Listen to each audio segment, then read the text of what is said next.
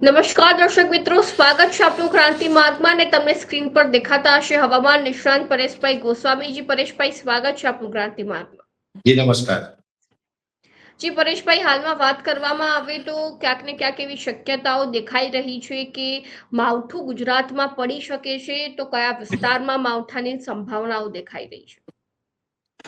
ચોક્કસથી આમ જોવા જઈએ તો અમે ઘણા સમયથી એક અનુમાન આપતા હતા કે આવનારા દિવસની અંદર ગુજરાતના અમુક વિસ્તારની અંદર સામાન્યથી હળવું માવઠું થઈ શકે છે, જેના અમુક ટેકનિકલ કારણ હતા. હવે અત્યારે જે આપણે જોવા જઈએ તો હવે આવનારા દિવસમાં જે માવઠું થવાનું છે, જેમાં પણ ખાસ કરીને આવતીકાલે 18 માર્ચ છે અને 18 માર્ચથી રાજ્યના હવામાનમાં પલટો આવવાનું ચાલુ થઈ જશે.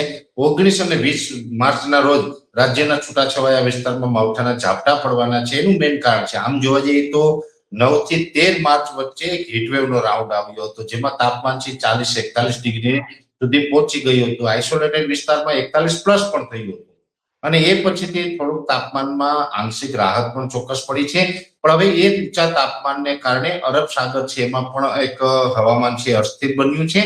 સાથે સાથે જે વેસ્ટર્ન ડિસ્ટર્બન્સ પસાર થતા હોય છે, જે ઉત્તર ભારતના પહાડો ઉપરથી વેસ્ટર્ન ડિસ્ટર્બન્સ પસાર થતા હોય છે, એમાંનું એક વેસ્ટર્ન ડિસ્ટર્બન્સ અત્યારે પસાર થઈ રહ્યું છે. છેલ્લા 2 દિવસની અંદર પહાડો ઉપર ઘણી જગ્યાએ બરફવર્ષા પણ થઈ છે. પણ હવે એની જે અમુક લેયર હોય છે, એનો ટ્રફ હોય છે, દક્ષિણ પાકિસ્તાન અને રાજસ્થાન સાથે ગુજરાત સુધી લંબાયો છે. એટલે જેને કારણે તાપમાન અને ભેજને કારણે આપણા જે ગુજરાત વિસ્તાર છે એની આસપાસના તમામ રાજ્યો અને તમામ વિસ્તાર અરબ સાગર સહિતના તમામ ઉપર જમીનના લેવલથી 700 એચપીએ લેવલે એક અસ્થિરતા બની છે, જ્યાં સર્ક્યુલેશન પણ છે. અત્યારે અરબ સાગરમાં જે સર્ક્યુલેશન છે એ સતત ગુજરાત તરફ આગળ વધી રહ્યું છે. 700 એચપી લેવલે ભેજનું પ્રમાણ છે, આ ભેજ છે એ ક્યાંય ને ક્યાંય માવઠાના રૂપમાં અસર કરશે. એટલે આવતીકાલથી મોટા ભાગના વિસ્તારમાં વાદળછાયું વાતાવરણ થશે. 19 તારીખે વધારે શક્યતા રહેશે, જો કે 20 તારીખે માવઠું થશે એક સીમિત વિસ્તારમાં હશે, પણ વધારે વિસ્તારો તો 19 તારીખે હશે. જેની અંદર ખાસ કરીને જોવા જઈએ તો ઓલ ઓવર ગુજરાતની અંદર જ્યાં સૌથી વધારે અસર થવાની હશે એ હશે કચ્છ જિલ્લાના વિસ્તારો, જેમાં ખાસ કરીને માતાના મઢ સાઈડના વિસ્તારો હોય, નલિયા છે, અથવા તો જે માંડવી મુન્દ્રા જેવા વિસ્તારો હોય, કંડલા હોય વગેરે, નખત્રાણા, ભુજ, આ તમામ વિસ્તારોની અંદર થોડુંક માવઠાની તીવ્રતા છે વધુ જોવા મળશે. એ પછી બીજા વિસ્તારો છે ઉત્તર ગુજરાતના. ઉત્તર ગુજરાતમાં પણ ખાસ કરીને નવો જિલ્લો વાવ, થરાદ, બનાસકાંઠા, પાટણ અને મહેસાણા, આ તમામ વિસ્તારોની અંદર પણ હળવુંથી મધ્યમ માવઠું થઈ શકે છે. અને સૌરાષ્ટ્રના જે પશ્ચિમ વિસ્તારો છે, એટલે કે જે દ્વારકા, જામનગર, પોરબંદર જેવા વિસ્તારો છે, એમાં પણ હળવાથી સામાન્ય છૂટાછવાયા માવઠાના ઝાપટા નોંધાઈ શકે છે.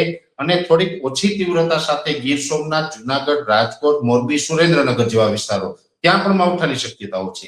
બોટાદ, ભાવનગર અને અમરેલી જેવા વિસ્તારમાં શક્યતા ઓછી છે, પણ છતાં પણ ત્યાં 1-2 સેન્ટરની અંદર કદાચ ઝાપટા જોવા મળી શકે. એટલે આમ જોવા જઈએ તો પશ્ચિમ સૌરાષ્ટ્ર, કચ્છ અને ઉત્તર ગુજરાતના મોટા ભાગના વિસ્તારોને આ માવઠું અસર કરતા રહેશે.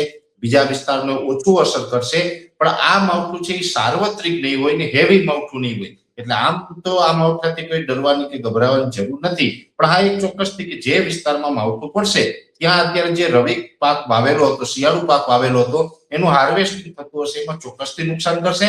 સાથે લાંબા ગાળાના બાગાયતી પાકો છે, કેરીના પાકો, એને વધારે નુકસાન કરે તેવી શક્યતાઓ છે. એટલે આ માવઠું છે એ 19 અને 20 તારીખે 2 દિવસ સુધી રાજ્યના અલગ અલગ વિસ્તારમાં છૂટાછવાયા ઝાપટા નોંધાય અને અમુક વિસ્તારની અંદર થંડરસ્ટોર્મ એક્ટિવિટી પણ થશે. થંડરસ્ટોર્મ એક્ટિવિટી એટલે કે જ્યાં થંડરસ્ટોર્મ એક્ટિવિટી થશે ત્યાં ગાજવીજનું પ્રમાણ વધારે રહેશે, અને જે વિસ્તારમાં ગાજવીજનું પ્રમાણ હોય તો થંડરસ્ટોર્મ એક્ટિવિટીને કારણે ત્યાં પવનની ઝડપ પણ વધી જશે. અત્યારે આમ જોવા જઈએ તો નોર્મલી પવનની ઝડપ છે એ 12 થી લઈને 14 કિલોમીટર પ્રતિ કલાકની ચાલી રહી છે. જે વિસ્તારમાં ગાજવીજ સાથે વરસાદ પડશે ત્યાં પવનની ઝડપ 25 થી લઈને 30 કિલોમીટર સુધી જઈ શકે છે, અને એના જે ગસ્ટિંગ હોય છે, ઝટકાના પવન હોય છે, એ 35 થી 40 કિલોમીટર થઈ શકે છે. પણ એ વિસ્તારો છે એ બહુ ઓછા હશે, 1-2 સેન્ટર જ હશે.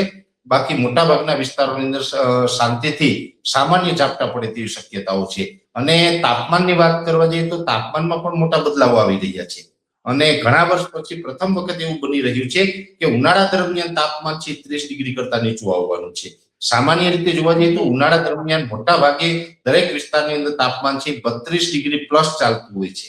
પણ આ વખતે એવું બની રહ્યું છે કે આ વેસ્ટર્ન ડિસ્ટર્બન્સ પસાર થઈ રહ્યું છે, વાદળછાયું વાતાવરણ થવાનું છે, માવઠાના ઝાપટા પડવાના છે, જેને કારણે 18, 19, 20 અને 21 તારીખે 4 દિવસ સુધી રાજ્યના લગભગ 80% વિસ્તારોની અંદર તાપમાન 30 ડિગ્રી કરતા નીચે આવશે, 28-29 ડિગ્રી થઈ જશે.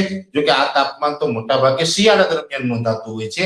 ઉનાળામાં તો ઠંડી જેવો માહોલ રહી શકે છે પરેશભાઈ.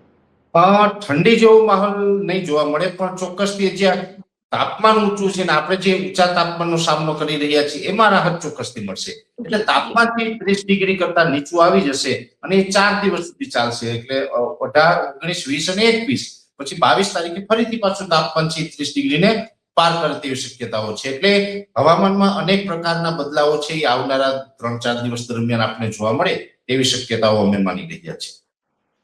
હજી 20 તારીખના રોજ પરેશભાઈ કયા કયા વિસ્તારમાં સૌથી વધુ વરસાદ પડી શકે છે?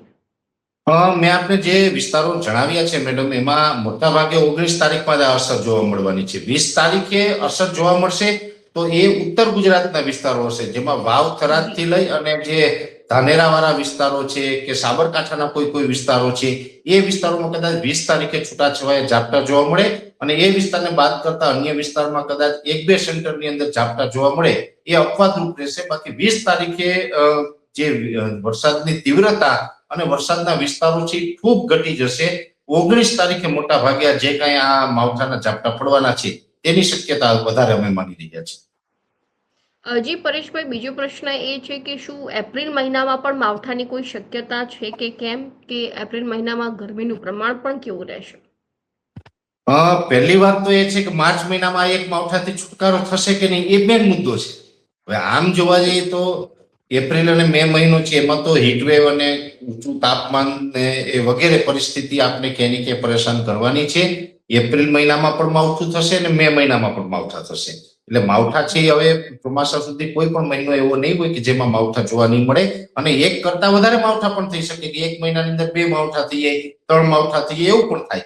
હવે જયારે આ માર્ચ મહિનાની વાત કરીએ તો માર્ચ મહિનાની અંદર પણ જે 19 તારીખે જે માવઠું થવાનું છે એ એક માવઠું નથી. માર્ચ મહિનાની અંદર 28 થી 30 માર્ચ વચ્ચે પણ એક માવઠું થઈ શકે છે. જોકે એ માવઠું છે એ સીમિત વિસ્તારોમાં હોઈ શકે છે. એટલે અત્યારે જે આમાં વિસ્તારો મેં આપને જણાવ્યા, સૌરાષ્ટ્ર હોય, કચ્છ હોય, ઉત્તર ગુજરાત, આ તો ઘણા વિસ્તારોની અંદર થવાનું છે. પણ જે માવઠું છે એ આપણે માર્ચ મહિનાની 28 થી 30 માં થવાનું છે. એમાં કદાચ વિસ્તારો ઓછા હશે છતાં પણ એમાં બીજું માવઠું હજી માર્ચ મહિનામાં 28 થી 30 માં પણ આવે અને તેમાં પણ ક્યાંય ને ક્યાંય આપણે પરેશાની થાય તેવી શક્યતાઓ છે. એટલે માવઠા છે એ માર્ચ મહિનામાં પણ હજી થવાના છે, એપ્રિલ મહિનામાં પણ થશે અને મે મહિનામાં પણ થશે. અને આમ પણ આ વર્ષે ગરમીનું પ્રમાણ થોડું વધારે રહેવાનું છે, જેમાં ખાસ કરીને જોવા જઈએ તો દર વર્ષે લગભગ 5 જેટલા રાઉન્ડ હીટવેવના આવતા હોય છે અને આ વર્ષે લગભગ 7 જેટલા હીટવેવના રાઉન્ડ આવે તેવી શક્યતાઓ છે. અત્યારે આમ જોવા જઈએ તો 9 થી 13 એપ્રિલમાં આપણે હીટવેવનો મોટો 9 થી 13 માર્ચમાં હીટવેવનો એક મોટો આપણે રાઉન્ડ જોઈ ચૂક્યા છે. અને એપ્રિલ અને મે મહિનામાં તો રાજ્યના અનેક વિસ્તાર એવા હશે કે જ્યાં 44-45 ડિગ્રી તાપમાન જોવા મળશે અને આઇસોલેટેડ વિસ્તારની અંદર લગભગ 46 અથવા તો 46+ તાપમાન જોવા મળે તેવી શક્યતાઓ છે. ચાલુ વર્ષે સૌથી વધારે ઊંચું તાપમાન છે એ સાબરકાંઠાના ઈડરમાં નોંધાશે. ઈડર છે એમાં 46+ જોવા મળશે અને બીજા નંબરે અમદાવાદ તાપમાનમાં રહેશે. એટલે આમ તો ઘણા વિસ્તારની અંદર તાપમાન ઊંચું જવાનું છે, જેમાં ખાસ કરીને અમુક પોઈન્ટ એવા હશે જેમાં એક ઈડર હશે એ સૌથી વધારે ગરમ સાબિત થશે ચાલુ વર્ષમાં, પછી અમદાવાદ, ગાંધીનગર અને ત્યાર પછી કચ્છનો એક કંડલા વિસ્તાર છે. આમ સામાન્ય રીતે જોવા જઈએ તો દરિયાકાંઠે તાપમાન ઊંચું જાય તો પણ ત્યાં તાપમાન થોડુંક બીજા વિસ્તાર કરતા નીચું રહેતું હોય છે. પણ કંડલા એક એવો ભૂભાગ છે કે ઉનાળા દરમિયાન એ જે દરિયાકાંઠે હોવા છતાં પણ ત્યાં તાપમાન છે એ ખૂબ ઊંચું જતું હોય છે. એટલે કંડલાની અંદર પણ લગભગ 46 આસપાસ તાપમાન ચાલુ વર્ષે જોવા મળે તેવી શક્યતાઓ છે. એટલે આ પ્રકારની પરિસ્થિતિ છે એ સમગ્ર ઉનાળા મહિના દરમિયાન જોવા મળી શકે છે. જી પરેશભાઈ, મારો છેલ્લો પ્રશ્ન એ છે કે જે રીતે માર્ચ મહિનામાં જે 2 માવઠા પડવાની શક્યતા છે તો પછી તેનાથી સૌથી વધુ કયા કયા પાકને નુકસાન થઈ શકે છે અને ખેડૂતોએ શું સાવચેતી રાખવાની જરૂર છે? આમ તો જે શિયાળુ પાક ઘણી જગ્યાએ નીકળી ચૂક્યા છે અને ઘણી જગ્યાએ લેટ વાવેતર હતું એને ઉભેલા છે, જેમાં શિયાળુ પાકની અંદર મોટા ભાગે તો ઘઉં ઉભા હશે. એટલે ઘઉંના પાકના પણ નુકસાની જઈ શકે. અમુક જગ્યાએ ડુંગળીનો પાક હોય તો ડુંગળીના પાકને નુકસાની થશે, બીજો કોઈ પાક ઉભો હશે તો એને પણ નુકસાની થશે. એ સાથે જે શાકભાજી જેવા પાકો હોય એને નુકસાની થશે. અને ખાસ કરીને સૌથી વધારે જો નુકસાનીની વાત હોય તો એ આંબાના પાક છે. આંબાના પાકની અંદર અત્યારે આમ જોવા જઈએ તો ફ્લાવરિંગ થઈ રહ્યું છે, ફ્લાવરિંગ બંધાઈ પણ ગયું છે. એટલે અનેક જગ્યાએ ફ્લાવરિંગ લાગેલું છે ને એ વિસ્તારમાં માવઠું થશે તો એ ફ્લાવરિંગ ખરી પડવાનું અને બીજું પણ જેમાં ડિઝીઝ આવતી હોય છે, જેમાં ખાસ કરીને ફૂગનું પ્રમાણ વધી જતું હોય છે, એ પ્રકારની નુકસાની છે આંબાના પાકમાં પણ વધી શકશે. એટલે સૌથી વધારે નુકસાની આંબાના પાકમાં અને બીજા નંબરે ઘઉં અને શાકભાજીના પાકમાં નુકસાની આવે તેવી શક્યતા અમે માની રહ્યા છીએ. જી પરેશભાઈ, ધન્યવાદ આપનો માહિતી આપવા બદલ.